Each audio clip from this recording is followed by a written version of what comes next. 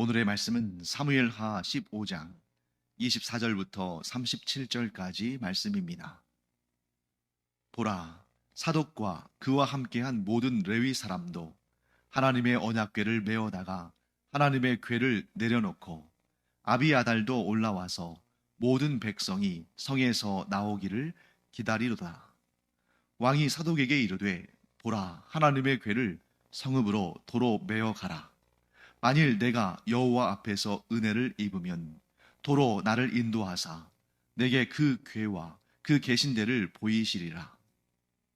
그러나 그가 이와 같이 말씀하시기를, 내가 너를 기뻐하지 아니한다 하시면 종이 여기 있사오니 선이 여기시는 대로 내게 행하시옵소서 하리라.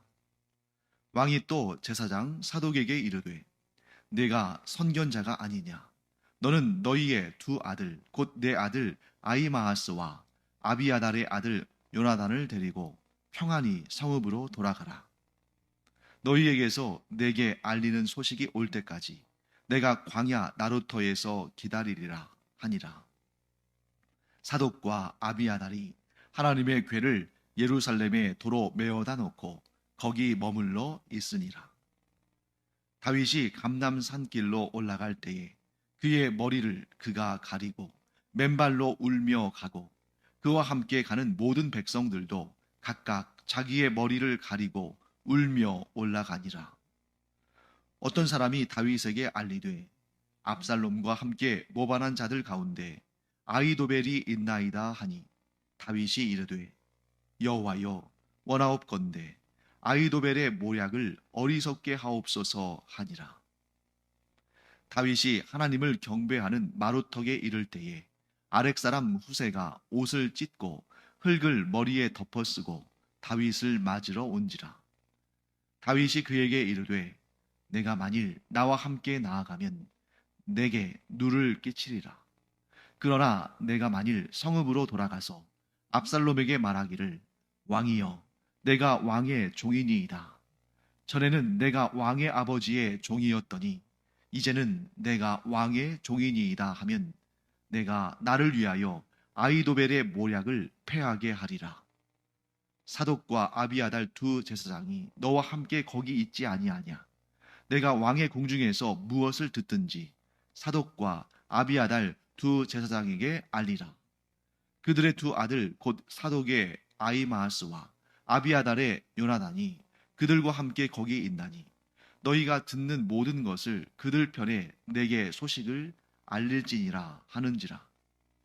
다윗의 친구 후세가 곧 성읍으로 들어가고 압살롬도 예루살렘으로 들어갔더라. 네, 오늘 우리가 읽은 본문은 다윗이 압살롬의 반역을 피해서 예루살렘 성을 떠나서 예루살렘 성 맞은편에 있는 감람산 정상까지 올라가는 그 피난의 여정이 담겨 있습니다. 오늘 우리가 읽은 이 본문 다윗의 피난 여정에는 크게 세 가지 사건이 등장하는데, 먼저 간략하게 소개를 해드린다면, 첫째는 다윗이 사독과 아비아달 제사장이 언약궤를 메어와서 다윗 일행과 함께 피난길에 동행하고자 하는 그 일을 다윗이 말리는 장면이 등장합니다. 너희는 언약궤를 메고 다시 예루살렘 성 안으로 들어가라, 이렇게 지시를 하죠. 그 다음에 두 번째, 감람산으로 올라가는 그 길 도중에 다윗의 모사, 즉 다윗에게 가장 책략을 잘 전해주는, 즉 다윗의 가장 가까운 측근 중에 한 명인 아히도벨이 다윗을 배반하고 압살롬의 진영에 들어갔다 하는 그 소식을 들은 일이 또 등장하죠. 그리고 마지막 세 번째는 감람산 정상에 이르렀을 때에 다윗의 친구 아렉 사람 후세를 만나는 그 일이 소개가 되고 있습니다. 자, 그러면 이런 사건들을 우리 찬찬히 하나씩 살펴보도록 하겠습니다. 사독과 아비아달, 이 두 사람은 다윗 시대의 가장 유명한 제사장들입니다. 이 두 명의 제사장이 레위인들 즉 이 하나님의 일을 담당하는 사람들이죠. 그들과 함께 여호와 하나님의 언약궤를 메어 가지고 예루살렘 성 밖으로 나와서 그 궤를 땅에 내려놓고 다윗과 그와 함께하는 피난민들을 기다리고 있습니다.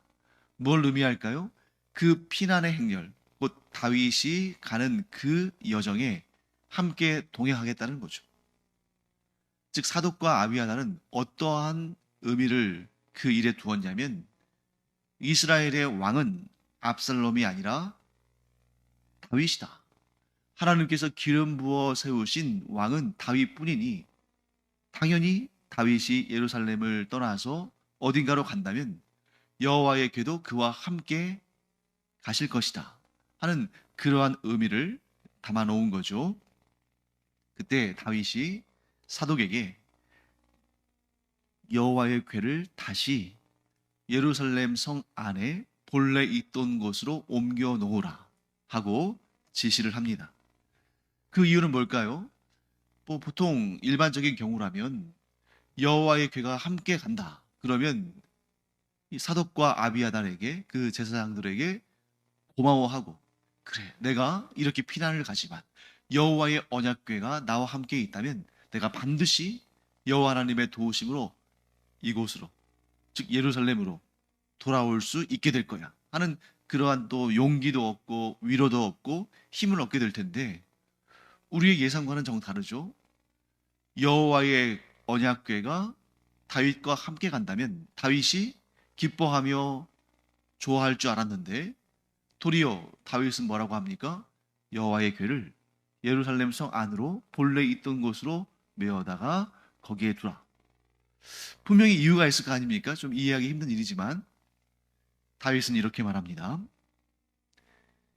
여호와 하나님께서 나에게 은혜를 베푸시면 내가 다시 예루살렘 성으로 돌아와서 언약궤가 있는 곳으로 가서 언약궤를 다시 보게 되겠지만 여호와 하나님의 은혜를 얻지 못한다면 곧 여호와 하나님께서 나를 쫓아내시는 거라면 심지어 여호와 하나님께서 나를 죽음으로 모신다면 몰아내신다면 내가 어떻게 하나님의 뜻을 막을 수 있겠느냐. 즉 여호와의 궤가 나와 동행한다 할지라도 여호와의 마음이 나로부터 떠나셨다면 무슨 소용이 있겠느냐. 자, 여호와 하나님께서 다윗을 보실 때 그 중심을 보셨잖아요. 다윗도 역시 하나님의 중심을 중요하게 여겼습니다. 즉 여호와의 임재를 상징하는 언약궤가 나와 함께 있다 할지라도 여호와 하나님의 마음이 나를 떠나셨다면 아무 소용이 없다. 반대로 여호와의 언약궤가 나와 함께 있지 않아도 여호와의 언약궤가 예루살렘 성 안에 있어도 그리고 나는 지금 피난을 가지만 그럼에도 불구하고 여호와 하나님의 마음이 여호와 하나님의 뜻이 나와 함께 계신다면 그래서 여호와 하나님께서 나에게 은혜를 베푸신다면 내가 여호와의 언약궤와 함께 있지 않아도 반드시 하나님의 은혜로 회복되어져서 예루살렘 성으로 돌아와서 이 언약궤 앞에서 다시 제사를 드릴 수 있을 것이다. 이런 확신을 가진 것이죠. 다윗은 참 하나님께 인정받을 만한 참 귀한 중심을 가진 사람입니다. 보통 다른 사람들은 여호와의 궤를 어떻게 해서든지 간에 이용해서 자기가 보호를 받고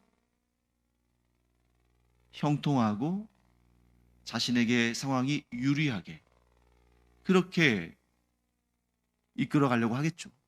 예를 들면 정치적인 그런 판단에서 본다면 다윗이 비록 피난을 갔지만 여호와의 언약궤가 그와 함께 있다더라 하는 소문이 이스라엘에 퍼지면 이스라엘 백성들이 아직 다윗에 대한 그런 마음을 돌리지 않을 텐데 다윗이 피난길을 떠났는데 여호와의 언약궤는 여전히 예루살렘 성 안에 있고 그 예루살렘 성을 압살롬이 차지하고 압살롬이 여호와의 언약궤와 함께 있다. 그러면 전후 상황을 잘 알지 못하는 이스라엘 백성들은 하나님께서 다윗을 버리시고 압살롬을 왕으로 세우셨구나, 그렇게 알지 않겠습니까? 그러니까 이 외형, 외모, 외적인 상황을 중시하는 사람이라면 어떻게 해서든지 간에 그 언약궤와 함께 있으려고, 제사장들이 반대한다 할지라도 억지로라도, 무력으로라도, 강압적으로라도 여호와의 궤를 끌고 가려고 했을 텐데 다윗은 그렇게 하지 않았다는 거죠. 중요한 것은 하나님의 마음이다. 하나님의 마음이 나와 함께 계신다면 압살롬이 반역을 일으켰든 여호와의 궤가 나와 함께 있지 않든 문제가 되지 않는다. 여호와 하나님의 마음이, 여호와 하나님의 은혜가 나와 함께 있기를 나는 바란다. 이런 마음인 거죠. 우리의 삶 가운데서도 이런 다윗의 마음을 적용해야 되는 그런 상황들이 있습니다. 많은 사람들이 형통할 때, 건강할 때, 일이 잘 되고 돈도 많이 벌고 그럴 때는 이 모든 것이 하나님의 은혜입니다 하면서 하나님께 감사하고 찬양하고 예배드리고 감사원금도 하고 이렇게 하기는 어렵지 않죠. 그런데 다윗처럼 인생의 위기 가운데 있을 때, 예기치 않은 고난 가운데 있을 때, 절망적인 상황 가운데 놓였을 때, 그때도 여전히 하나님만을 섬기며 하나님께 감사하며 하나님만을 의지하는 그런 모습을 가질 수 있는가? 바로 거기에 우리의 중심이 드러나는 것입니다. 아플 때나 건강할 때나, 잘 나갈 때나 실패했을 때나, 재정적으로 풍성할 때나 여러 가지 문제로 인해서 곤란할 때나, 하나님을 믿는 중심은 변하지 않아야 한다. 오직 하나님만 섬기며 하나님께 소망을 두며 하나님만 의지하는 그 마음은 변하지 말아야 된다. 그래서 여러분, 지금 이 다윗이 피난길을 떠나고 있지 않습니까? 전혀 예상하지 못한 압살롬의 반역이라는 그 사건 때문에 다윗이 일생일대의 가장 큰 위기에 처했습니다. 그런데 그 당시에 다윗은 너무너무 고통스럽고 괴로웠겠지만 지나고 보니까 다윗의 중심이 얼마나 바른 사람이었는지, 하나님께서 보시기에 다윗이 얼마나 귀한 사람인지, 우리 믿음의 사람들이 보기에 다윗이 얼마나 본받아야 될 사람인지가 가장 고난, 가장 고통, 가장 절망적인 그런 상황 가운데서 드러난다는 거죠. 사랑하는 성도 여러분, 우리도 마찬가지입니다. 우리의 하나님을 향한 믿음이, 우리의 진정한 중심이 어느 때 잘 드러납니까? 우리가 잘 되고 형통하고 부유하고 건강하고 뭐든지 성공할 때, 그때가 아니라 우리의 진정한 중심은 우리가 힘들고 고통스럽고 어렵고 실패하고 낙심되고 절망적인 상황 가운데 제대로 드러난다 하는 것을 알게 되죠. 그렇기 때문에 우리가 어떠한 상황 가운데서도, 심지어 절망적인 상황 가운데서도 낙심하지 아니하고 좌절하지 아니하고 절망해서는 안 되는 이유가 거기에 있습니다. 무엇입니까? 우리가 낙심한다는 것, 우리가 좌절한다는 것, 우리가 절망한다는 것은 뭘 의미하냐면 하나님을 향한 믿음이 연약하다는 것을 스스로 드러내는 것입니다. 사랑하는 성도 여러분, 우리가 사람이기 때문에 어려운 일 당할 때 어떻게 희희낙낙할 수 있겠어요? 다윗도 보십시오. 하나님 앞에 참 그 중심이 바른 사람이었지만 그가 감람산을 올라갈 때에 머리를 가리고 맨발로, 그럼 뭘 의미하냐면 그 지극한 슬픔의 표현이거든요. 슬퍼했습니다. 괴로워했어요.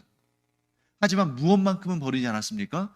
하나님을 향한 소망, 하나님께서 함께 하시면 반드시 회복될 것이라는 믿음은 결코 버리지 않았다는 거죠. 그래서 더 자중하고 더 겸손했던 겁니다.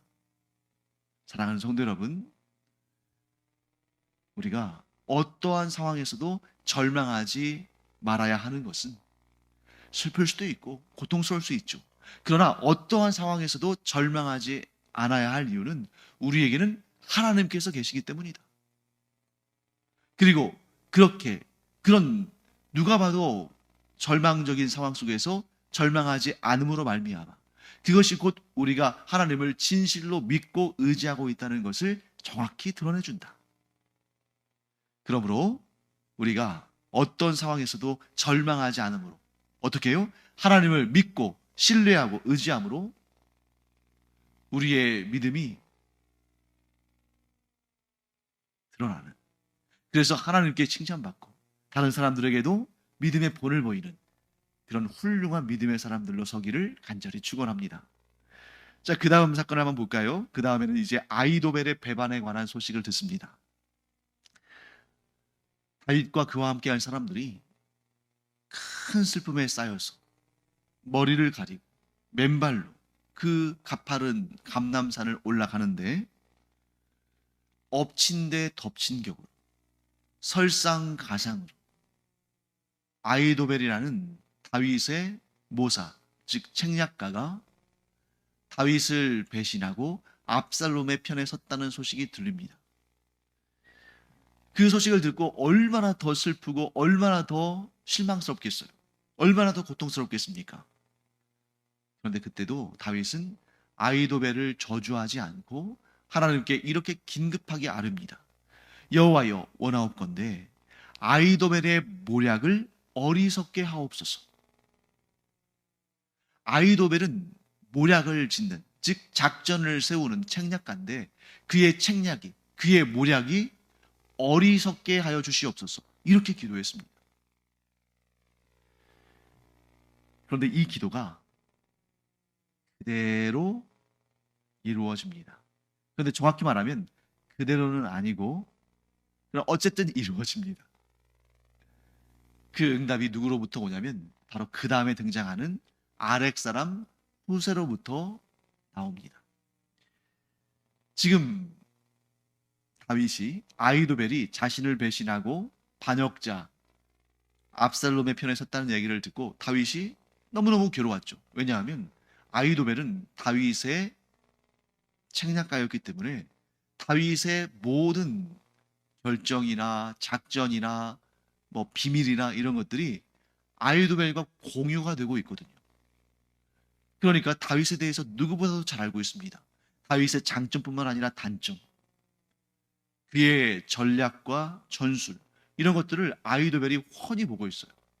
그런 아이도벨이 압살롬에게 붙었다는 것은 다윗에게는 가장 치명적인 문제가 되는 거죠.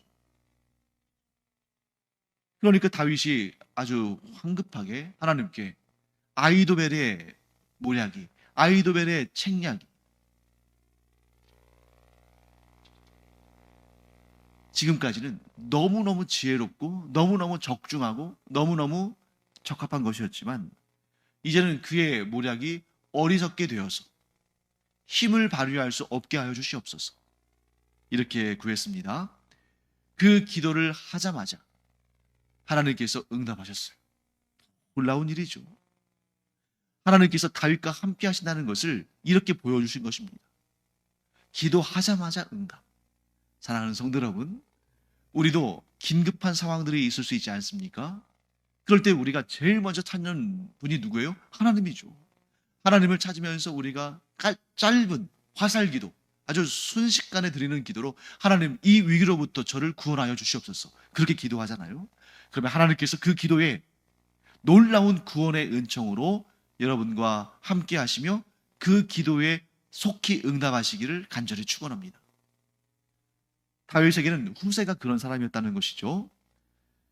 후세를 설명할 때 아렉 사람이라고 하는데 이 아렉은 성읍 이름입니다. 에브라임 지파의 땅에 속한 그러한 성읍인데 베델 근처에 있는 성읍이에요. 그 후세가 다윗이 압살롬의 반역을 피해서 피난을 간다 하는 소식을 듣고 이제 예루살렘에서 감람산으로 올라가는 길과는 다른 길로, 왜냐하면 이제 아렉에서부터 와야 되니까 다른 길로 해서 감람산 꼭대기에 와서 다윗을 만납니다. 왜 만나겠어요? 다윗과 함께 하려고. 자기의 친구인 다윗이 위기에 처했다는 소식을 듣고 후세가 다윗이 어디를 가든지 내가 그와 함께 하겠다 하는 그런 충성심으로 찾아온 것입니다. 그때 다윗이 후세에게 이렇게 말합니다. 네가 나와 함께 있으면 그게 도리어 나에게 해가 될 거다. 근데 그 얘기는 뭐냐면 네가 나와 함께 있는 것보다 나를 위해서 더 좋게 할 수 있는 방법이 있다. 이게 뭐예요? 네가 압살롬에게로 가라. 자, 아히도벨은 다윗을 버리고 압살롬에게 갔지만 지금 다윗이 후세에게 부탁하는 것은 너는 나에게 충성을 다하는 나의 신하이자 나의 친구인 것을 나는 믿는다.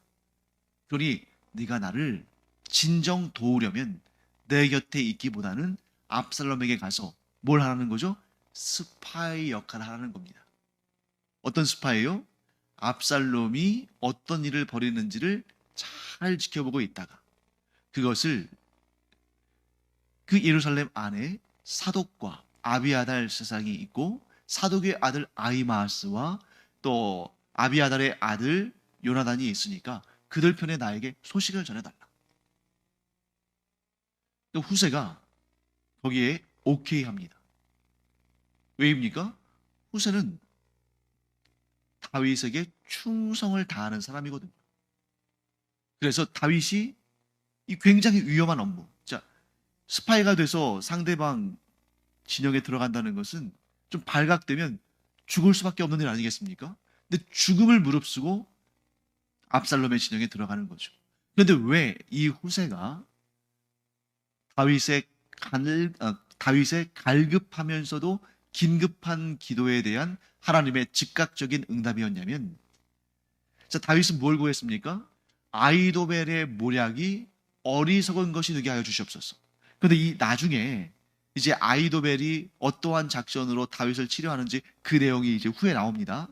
그런데 그 작전 자체는 미리 말씀드리면 그 작전 자체는 아주 좋은 작전이었어요. 아히도벨이 그냥 다윗의 책략가가 된 것이 아닙니다. 아주 지혜로운 사람이고 또 방금 전에 말씀드린 것처럼 아히도벨은 다윗을 잘 알았어요. 그의 장점뿐만 아니라 단점까지도 그의 수까지도 다 알고 있었기 때문에 아히도벨이 낸 책략, 그의 모략은 다윗을 붙잡기에 완벽한 전략이었습니다. 자, 그런 차원에서 본다면 다윗의 기도가 응답되지 않은 것처럼 보일 수 있어요. 왜? 다윗은 아히도벨의 책략, 아히도벨의 모략이 어리석은 것이 되게 해달라고 하나님께 기도했는데 정작 아히도벨은 압살롬에게 다윗을 붙잡을 수 있는 최상의 전략을 말해줬거든요. 그런데 하나님의 응답은 어떻게 이루어졌습니까? 후세라는 사람이 다윗의 명을 받아서 압살롬 진영에 들어가서 그가 스파이 역할을 하면서 아히도벨의 그 좋은 책략을 어리석은 전략으로 보이게끔 그가 중간에 틀어버립니다. 구체적인 내용은 나중에 보겠습니다만, 그러니까 아히도벨의 책략 자체는 훌륭한 것이었지만 후세가 옆에서 그 책략을 어리석은 것으로 보이게끔 만든다는 거죠. 그래서 결과적으로는 다윗이 하나님께 간구한 그 기도에 하나님께서 후세를 통해서 응답하신 것입니다. 사랑하는 성도 여러분, 피난하는 상황 속에서 다윗은 앞으로 어떤 일이 전개될지는 잘 몰랐을 거예요.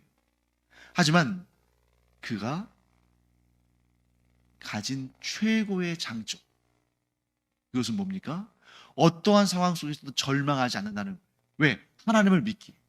그러니까 만약에 절망에 빠진 사람이었다면, 모든 것을 포기한 사람이었다면 사독과 아비아달이 언약궤를 가지고 와서 함께 가자고 했을 때 그래 너희들 마음대로 해라. 후세가 찾아와서 내가 당신과 함께 있겠습니다. 그렇게 그에게 말했을 때도 네가 알아서 해라. 나는 모르겠다. 나는 이제 아무 계획도 없고 나는 절망에 빠져서 아무것도 생각나지 않는다. 이랬을 수 있잖아요.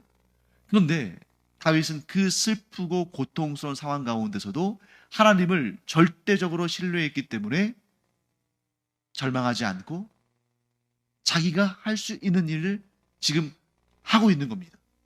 그래서 사독과 아비아달도 예루살렘 성에 남겨놓고 후세도 자기 자신을 따르겠다는 후세도 압살롬에게로 보내고 그래서 지금 앞으로 어떤 일이 전개될지는 모르지만 그 안에서 할 수 있는 최선의 역할을 하도록 한 거죠.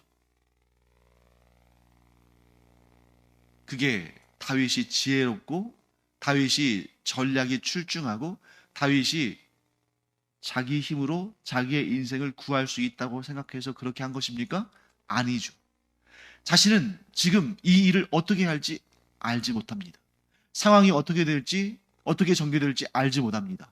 그런데 하나님께서 계심으로 하나님께서 나와 함께 하시면 이 상황이 변화되어서 도리어 내가 승리하고 다시 예루살렘 성으로 돌아갈 수 있다는 그 믿음이 있었기 때문에 하나님을 믿고 의지하는 그 신앙이 여전히 다윗 가운데 있었기 때문에 그런 상황 속에서도 뭔가 절망하지 아니하고 뭔가 할 수 있는 일을 찾아서 했다는 거죠. 사랑하는 성도 여러분, 갑작스럽고 내 힘과 능력으로는 도무지 감당할 수 없는 그런 일들이 일어날 때 우리는 절망하는 것이 아니라 어떤 상황에서도 우리와 함께 하시며 우리를 도우시는 하나님을 신뢰하고 의지함으로 우리가 주저앉지 아니하고 그 상황에서 할 수 있는 일들을 해나가면서 하나님의 선하신 도우심과 인도하심과 문제를 해결하시는 하나님의 능력을 기대하기를 간절히 축원합니다. 그러면 다윗이 그 짧은 순간에 기도했던 것도 즉각적으로 후세를 통해서 응답하신 것처럼 우리에게도 우리의 간절한 그리고 절박한 기도에 대해서 하나님께서 반드시 우리의 지혜와는 비교할 수 없는 하나님의 그 무한하신 지혜로 우리에게 구원의 은총을 베푸실 줄 믿습니다. 기도하겠습니다.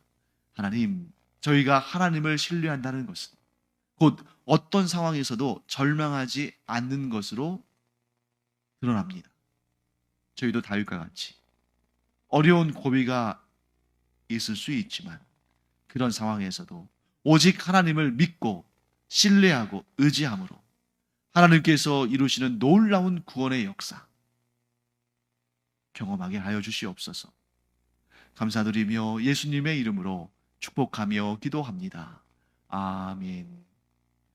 기도하는 시간입니다. 어떤 기도는 아주 오랜 기간 지속적으로 오래도록 기도한 후에 기도의 열매를 보게 되는 그런 기도도 있지만 어떤 기도는 즉각적으로 응답하시는 그런 기도도 있죠.